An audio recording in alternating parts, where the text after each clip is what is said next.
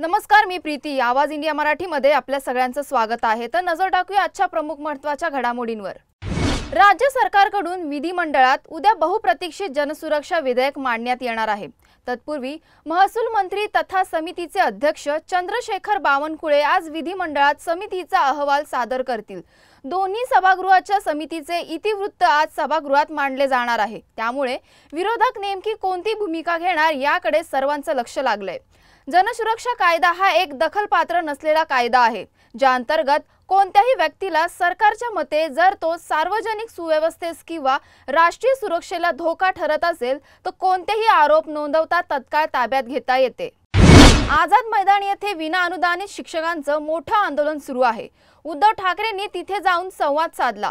यावेळी भाषण करताना म्हणाले, आपण आणि राज ठाकरे एकत्र आलो कारण आमच्या डोळ्यादेखत मुंबई तोडली जात असेल, मराठी माणूस भरडला जात असेल तर आम्ही नत्रदष्टा सारखे भांडत बसू.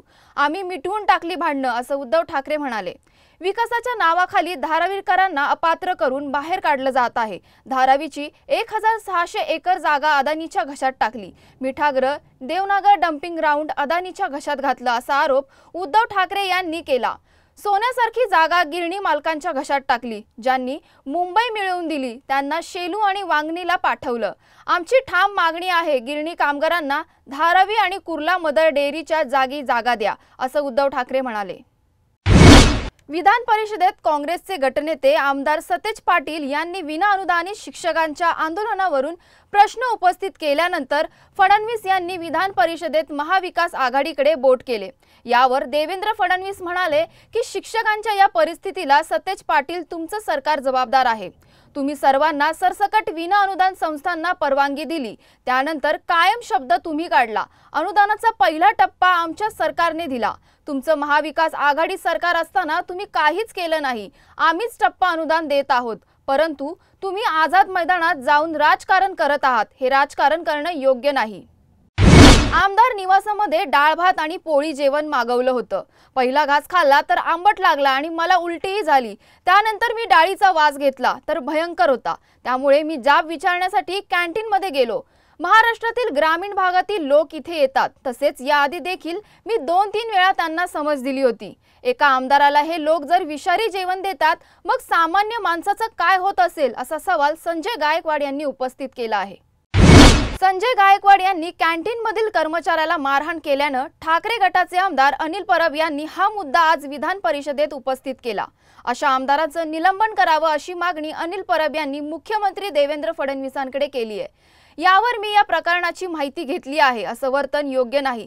तिथून माहिती आली की भाजीला वास येत होता, परंतु मारहाण करणे योग्य नाही, असे देवेंद्र फडणवीसांनी सांगितले. लोकप्रतिनिधीने मारहाण करणे योग्य नाही. अशा मारहाणीमुळे लोकांमध्ये चुकीचा संदेश जातो. त्यामुळे सभापती यांनी याबाबत काय कारवाई करता येईल याचा निर्णय घ्यावा, असं मुख्यमंत्री देवेंद्र फडणवीस विधान परिषदेत म्हणाले. पुण्यातील उच्चभ्रू, बाणेर आणि विमानतळ भागात स्पा सेंटरच्या नावाखाली देह व्यापार सुरू असल्याची धक्कादायक माहिती समोर आली आहे.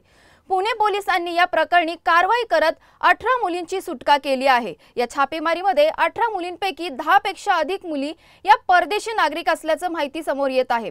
या प्रकरणात किरण उर्फ अनुराधा बाबूराव आडे या महिलेला पोलिसांनी अटक केली असून तिच्यावर पिटा कायदा, पोक्सो कायदा आणि भारतीय न्याय संहितेतील विविध कायद्यांमुळे गुन्हा दाखल करण्यात आला आहे.